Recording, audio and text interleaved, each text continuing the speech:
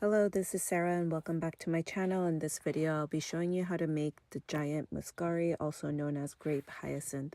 Please like this video below and subscribe to my channel. You could also find all the supplies listed below along with the template to cut on your Cricut, Silhouette, or other cutting machines. Or you could do a print version and cut by hand for those that don't have a cutting machine. I used watercolor to add some gradient in all the pieces because you want to start with lighter shades on the top and go darker on the bottom for this flower. This is optional and you can just use solid color paper, but I really wanted a lavender color in gradient. You will need it to fully dry and then have it cut. The lighter color paper will be the first pattern, and I was able to cut 2 pieces per letter size paper. I made about 40 of these altogether, so if you are cutting 2 per sheet, you will need a total of 20 sheets of paper for this, and you only need to paint one side if you are painting for this first version. Then attach the ends with hot glue and make the color you want on the outside. Then grab a floral wire and loop the end and make the end perpendicular to the rest of the wire and make the straight end go into any of the holes to start with, and then start in order after that and go around to string the wire through all the pieces. Then there is one large circle and one small one, and the large one will be glued inside, and this will help hold all the pieces together. And the small one, make sure to poke a hole and then glue that onto the bottom, which will also help hold all the pieces together. Then there are some tips that have a circle tip and some that don't. So glue the ones that have the circle tips first, and it should be 3 of them. Then glue a small amount at the tip of the non-circle tip and attach that to the top of that. You want to glue it as clean as possible for these so it doesn't look messy on the top. Make a total of 40 or more of these, and for the next version you will be doing the darker shades from your color, which will go on the lower side of the flower. I made a total of 25 of these, and you could add more or less depending on how full you want it. These will be cut one on one sheet of paper, so you will need a total of 25 sheets of paper to start with that are darker shades, and you want to double side paint these unlike the first ones.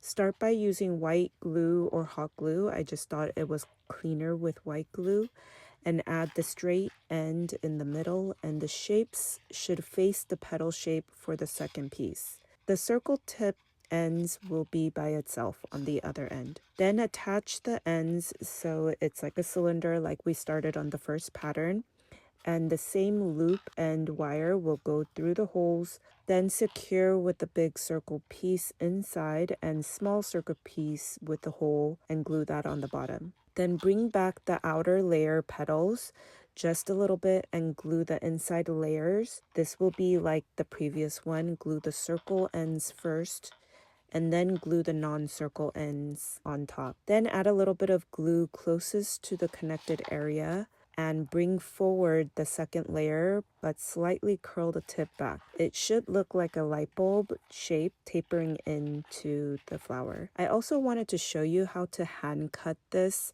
If you don't have a cutting machine, you could print one and use it as a stencil to cut the rest. Then when you have all the pieces ready, I used a 3/4 inch PVC pipe and go from lightest shade to darkest shade down the pipe using green masking tape. You don't see too much of the tape, but it is harder to go back and cover it up, so use the green to begin with and cover up all of the white from the PVC pipe as you go.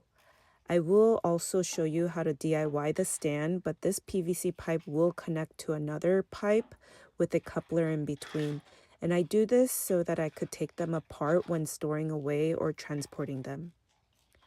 Then for the leaves, you will need a total of 4 sheets of green per leaf, and they are like triangle shapes, and attach the straight ends in a pair and then glue around the rim of the leaf, leaving just the bottom without glue. Then add the other leaf on top. You need to have an opening on the bottom. Next part will be the bottom bulb of the hyacinth, and this is optional. You can directly just add this to a stem and base without this bulb, and you can go on to the next chapter if you don't want to do this part. If you do want to add the bulb, then find a cube shipping box. Mine was about 12 by 12 by 12. Open up the box and cut strips about 2 to 3 inches wide.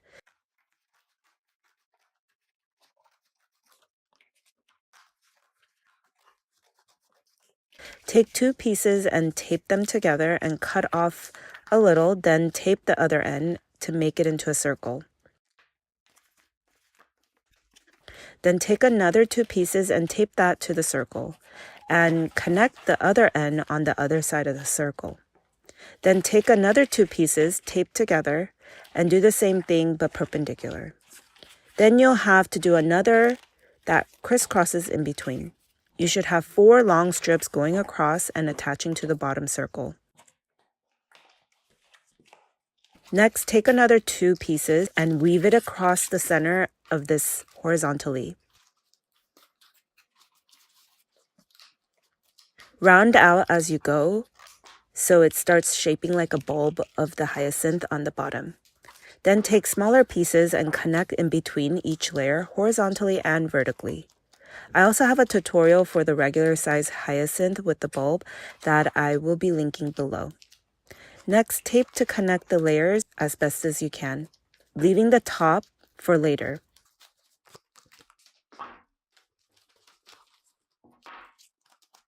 The top, since I taped 2 pieces to connect the strips, I just took apart the tape area to disconnect them and added this smaller circle and retaped the strips onto the circle.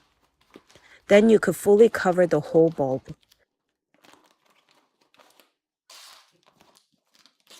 Next, get tissue paper, and you could use any color tissue paper, but I had this perfect craft color tissue paper. Then I take matte Mod Podge and add it directly on the tape, and I take strips of tissue paper and add Mod Podge on top too, and cover the whole bulb. It should take about a couple hours for it to dry, but probably a whole day for it to fully set, and you won't be able to see the white glue.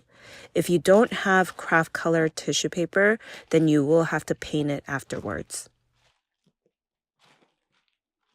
This part will be for the base of the giant paper flower so it could stand on its own, and the stem. I like to use the Rapid Set Cement All, and I haven't really experimented with other types of concrete. This one has a light gray finish and smooths on its own. Comes in a smaller box if you want to only make a couple, or a bigger bag if you want to make a lot of stands. I'll be using plastic plant saucers that you can find in the plant section as our mold, and I'm using an 8-inch size, but there are bigger sizes if you want to add multiple flowers in one base. I use duct tape to guide my 3/4 coupler of my 3/4 inch PVC pipe. That will be my stem, so that it will come apart to transport in a car. If you are using a different size PVC pipe, get the matching coupler. Add duct tape on only one end of the coupler. These will be found at Home Depot, Lowe's, or on Amazon, and I'll try my best to link all of this below the video. Make sure you are being safe and wear gloves and a mask so you don't breathe in the fine dust, and safety goggles when working with this. I used about 6 scoops of these disposable plastic cups, but I like to work in small increments. If you do a lot at a time, it is harder to mix. You will also have to be quick so it doesn't set while you mix. Then add a little bit of water as you go and mix until you get a pancake consistency. Add more concrete if you need to thicken it. Fill up until you cover just the bottom and add your coupler. I have my coupler connected with a small PVC pipe just so I could hold it on the top. Then fill up a little more until right below the coupler ends. It should take a couple hours to fully set, so while we wait for that, we will now get the stems ready with PVC pipe. I got a pan, ladle, and funnel from a thrift store that I designated for this and not used for cooking. Then you can find playground sand outside or actually buy a bag of sand. I like to have enough to fill up the pan so I could work on multiple at a time, but if you are only making one, you could just use a little more than your PVC pipe could hold. Heat it up until you feel the sand is too hot to touch. Then tape one end of the PVC pipe with duct tape, and the other side use a funnel and ladle to scoop your sand into the pipe, then fill to the top and close it up with duct tape. And on the ground, you could shape your desired shape. This will look a little different from each flower, so shape accordingly. You could use heat gun or even a blow dryer, but I felt the heated sand gave me the most even heat without kinking the pipe. Then take the sand back out. Once you have the stems shaped and ready, you could add thicker floral wire where you want your side leaves. I like it somewhere around the middle of the stem, and tape down the leftover wire on the sides. Then to cover up the stem, I like to use this green crepe paper that I will be linking below the video and cut a strip about 2 to 3 inches in width. Then stretch the strip and add some white glue on the end and start wrapping the stem and add glue every so often so it doesn't unravel. When you get close to the added floral wire, just make sure to glue and carefully cover that area. Then add your leaves and add your flower on top with the bulb on the bottom. These are going to be perfect statement pieces for your backdrop for weddings, birthdays, events, retail window display, and so much more. Please like this video below and subscribe. Thank you for watching.